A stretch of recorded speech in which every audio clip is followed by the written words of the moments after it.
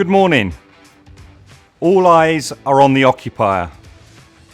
Like its global counterparts, London's occupational market gained momentum over 2021. Yet progress was staccato for two reasons. First, variants including Omicron saw some occupiers temporarily apply the brakes on projects. Second, many occupiers are still trying to figure out their future real estate needs, particularly in the absence of any true signals from their workplace over the last year. This leads to some key questions for 2022. When do occupier deliberations start to evolve into firm action? What will shape requirements? And what does this mean for your assets and leases? We should know much more as the year progresses, but allow Laura, Ellie and I to get the ball rolling. Business leaders are facing a minefield of challenges beyond the pandemic. Tensions around the labour market, macroeconomics, geopolitics, supply chains, purpose versus profit, and of course the ESG agenda are all in play and making life difficult.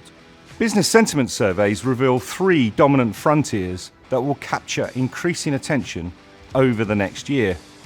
Each has a clear real estate dimension, each will bring the form and function of the office into sharper focus, and each will advance our long-standing belief that real estate is a strategic consideration for business leaders. Let's take each briefly in turn. The first challenge is for organisations to respond to the new world of work. There's no doubt that the pandemic has changed actual and anticipated work styles for many office workers. Hybrid working, which combines the formal office with other workplace settings, is emerging as a potential response. The extraordinary strength of the labour market will push this agenda further on. However, delivering hybrid is far from easy. There will be no one-size-fits-all response, and we expect many occupiers to dial back their ambitions and adopt an office-first position. This will have a positive effect on future occupier requirements and footprints. One reason for this is our second frontier, the need for organisations to strengthen corporate culture and connection. Business expectations for revenue and headcount growth are now well beyond pre-pandemic levels. In fact, they're at a 7-year high. Achieving growth will require the onboarding of new staff and the winning of new business. And whilst not impossible in a virtual world, the office environment is the most efficient and effective means to deliver both. Finally, as we outlined in Your Space, the sustainability agenda will continue to shape occupier behaviour. As Ellie will show, business ambitions are now being met with greater action. This is having real influence on the process and outcome of the real estate decision. The pace will quicken further still in 2022. No business leader is going to want to be found wanting. The stakes are just too high, particularly with regulation looming. So 2022 sees the rubber hit the road in London's occupational market. The three frontiers I have outlined signal progressive intent from occupiers. They will be much busier devising and, crucially, implementing plans. This is brilliant news, but be mindful, occupiers will have different and divergent needs. This will require a new level of customer understanding and engagement, which is exactly where Ellie comes in. Ellie, over to you. Thank you, Lee. A new world of work is emerging. The economy is recovering, furlough has finished, and the war for talent has resumed. So what does this mean for occupational demand? Responding to Lee's three frontiers, I will cover the areas that we believe are having the greatest impact on our clients' real estate decisions. Number 1, flexible working models. Number 2, landlord partnerships. And number 3, the influence of ESG. As Lee has mentioned, whilst many have adopted some form of flexible working, it is clear that there is no uniform approach. We are seeing differences between sectors, but also within sectors. As businesses compete for talent, they need to offer an inspiring office with a choice of working environment and a competitive flexible working model. The challenges that our clients face, however, is that business leaders need to make long-term commitments based on potentially short-term behaviour. A high-growth tech client of ours has found it incredibly difficult to determine their spatial requirement, having initially increased and then subsequently decreased their size. Getting the brief right is difficult, and they are not alone. We have had numerous clients revise their flexible working policies to offer significantly more flexibility. In a year's time, however, will these policies still stand? Will more staff wish to spend a greater portion of the week in the office as we learn to live with COVID? So, a question to our landlord clients. How can landlords help with the challenges that flexible working poses to occupiers? This leads me into my next section, landlord partnerships. Answer to their needs for flexibility, amenity-rich buildings with a choice of working environment, and options to grow and flex outside of lease events and core space takes. This will enable occupiers to feel more confident heading into longer-term commitments. Critical when staff behaviour is still so unpredictable. The tenants also focus on that long-term relationship. The reputation of the landlord to deliver a hospitality level of service for the duration of the lease is key. Our clients wish to have meaningful and positive interaction with their service provider throughout their occupation, and not just when a management issue arises or when a lease event occurs. And what better way to curate and grow this relationship than by utilising smart building technology and building apps to augment those regular interactions. By using this technology, occupiers can fully understand their usage of the space, manage energy consumption, and engage in a community created by the landlord. A media client of ours recently told me their staff are increasingly demanding better environmental performance from their employer. Landlords are uniquely placed to help companies accurately monitor their own actions and therefore achieve their green initiatives. This relationship can then come full circle with occupiers sharing their energy usage data. This will assist landlords with their own analysis on the energy performance of their assets and the reduction of carbon emissions, which is where the increasing influence of ESG comes into play. Whilst ESG is now front and centre of building design, many occupiers have been behind the curve until recently. But we are starting to see an awakening. The influence of ESG on our clients' real estate decisions is rising up the agenda and is no longer the preserve of large corporates. Accreditations do play a role in the shortlisting of buildings, but this is what our clients really want to know. How and why has the building achieved this accreditation? What is the data that sits behind this? And how will a move to a particular building assist them in achieving their wider CSR objectives?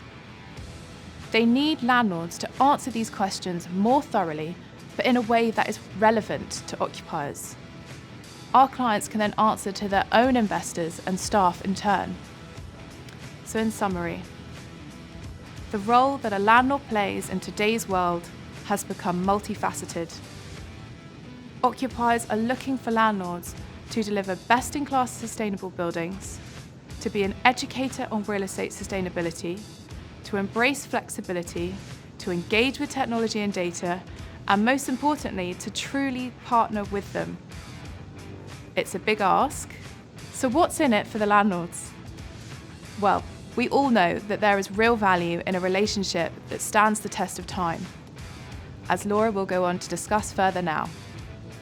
Thank you, Ellie. I'm going to talk to you about the opportunity that sustainability provides existing buildings. So much of the conversation is about new developments, but there are 3 key questions I would like to share with you. 1. What does it mean for you as owners with existing buildings, occupations and leases? 2. How can we address the sustainability agenda in these? And 3. How might it influence asset management strategies? There are a huge number of buildings with lease breaks or expiries over the next 5 years. If an occupier's existing building can otherwise fulfil their requirements, surely the most sustainable thing would be for them to stay put. After all, in our daily lives, we are encouraged to reuse, to recycle, and to repurpose things. So owners need to develop a strong sell for the regear opportunity, and we can help you. To answer my questions, you'll have heard a lot about the potential changes to the MEES regulations. Any changes will be particularly relevant to older buildings with existing tenancies. There's a growing feeling that perhaps it is all a storm in a teacup. As things stand, there is a long list of exemptions and the fines don't appear significant. It is very possible that the local authorities will be given more powers and funding to ramp up the enforcement side of things. But this is perhaps missing the point. It feels to us that there is a far greater incentive for owners to proactively and ambitiously address sustainability issues in their older assets. As we've heard this morning, the demands of the owner's corporate targets, the shifting of occupiers' expectations, and from this, the implications for investment value are all pressing reasons why owners should be taking a proactive approach in this area. Improvement works recommended in an EPC report will form part of an owner's plan, but we think the aim should be to go further. Owners should understand the broader opportunity for improvements, involving not just an occupier's demise space, but also the wider opportunity to create or improve third spaces within the building too. Lease events can then be overlaid to develop an asset management strategy. Finding the opportunity for value enhancements will then support the inevitable CapEx. If an owner is proactive and knows what is required for them and their building, it will put them in a stronger position for the regear discussions that follow. Move options will undoubtedly talk a big game and present themselves as the superior option. We expect going forwards that if owners do not have a clear, proactive and persuasive strategy addressing ESG in their existing buildings, the occupier will vacate. We all know the income void is the enemy for asset performance. The institutional lease creates a number of barriers to an owner wanting to make energy efficiency improvements to a building. With this in mind, partnering with existing customers on regearing also offers an opportunity to address practical issues in the lease, which will be necessary to support plans around the building operation and data sharing. We know many owners are trying to add green lease clauses, but it seems with mixed success. Often, they're struck out by occupiers when they're first introduced at the legal stage because of the potential ramifications of non-compliance. Owners need to have a clear, positive and powerful business case for the occupier. It needs to be addressed earlier in the negotiation process. It should be considered whether they can sit in a side agreement to encourage take-up. Our challenge to owners is for you to drive your own agendas and respond to the market rather than be led by government regulations. I'd like to leave you with 3 key messages. 1. Sustainability is here to stay, and it will have greater power in the decision-making process. 2. Don't pass the burden on to new schemes when it could be more sustainable for an occupier to stay put. And 3. Protect value in your asset by being proactive and linking sustainability initiatives to an asset management strategy. This is our opportunity to make a difference. The New York market has witnessed growing momentum from a wide array of businesses for increasingly larger space takes.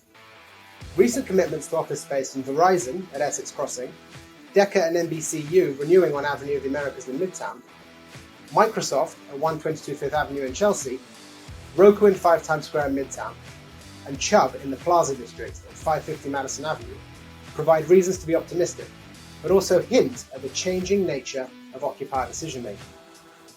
As in London, there has been a strong focus on quality space, but with a subtle change of emphasis. Apart from some in the active niche financial services sector, occupiers are shifting from the use of trophy buildings to reflect status and standing towards one where quality equates to stronger workplace experiences and service. This is particularly true of New York's growing roster of tech occupiers.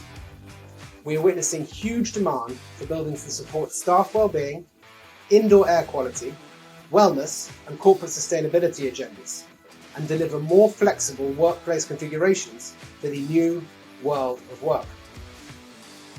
Consequently, tech-enabled, amenity and service-rich buildings, such as One Vanderbilt, are proving extremely attractive, whilst more vanilla Grade A buildings struggle to capture attention.